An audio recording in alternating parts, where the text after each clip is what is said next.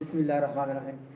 جس طرح عورت کے رحم سے 3 قسم کا خون نکلتا ہے، حیض نمبر 1 حیض کا خون، نمبر 2 نفاس کا، اور نمبر 3 استحاضہ کا۔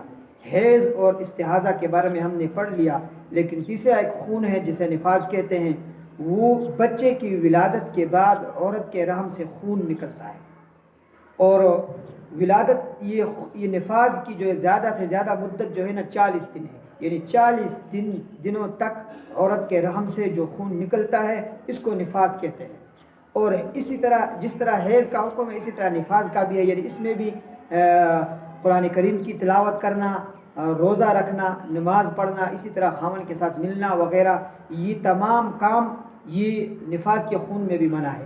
لیکن اس کی زیادہ سے زیادہ مدت 40 دن ہے، اور 40 دن سے کم بعض عورتوں کی عادت ہوتی ہے، کسی کو 25 دن تک خون آتا ہے، کسی کو 1 مہینے تک، کسی کو 35 دن تک۔ تو ان کی عادت جتنی ہے اتنی دنوں تک خون آ جائے، اس کے بعد خون رک جائے، تو اس صورت میں وہ کام جو ممنوع ہے وہ تمام کام جو ہے نا وہ کر سکتی ہے، یعنی نماز اور اسی طرح روزہ اور اسی طرح خاوند سے ملنا، قرآن کریم کو ہاتھ لگانا، قرآن کریم کی تلاوت کرنا، یہ جو ہے نا عورت کر سکتی ہے۔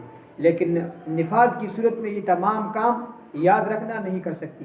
حیض اور نفاس کی حالت میں خاوند اپنی بیوی سے صرف اس کی ناف سے لے کر گھٹنوں تک اس جگہ سے جو ہے نا فائدہ حاصل نہیں کر سکتا، یعنی جسے جماع کہتے ہیں وہ نہیں کر سکتا، اور دیگر جو اس کے جسم کے جو دوسرے اعضاء ہیں اس سے استمتاع فائدہ حاصل کر سکتا ہے، لیکن ناف سے لے کر گھٹنوں تک اس جگہ سے فائدہ حاصل کرنا یہ ممنوع ہے۔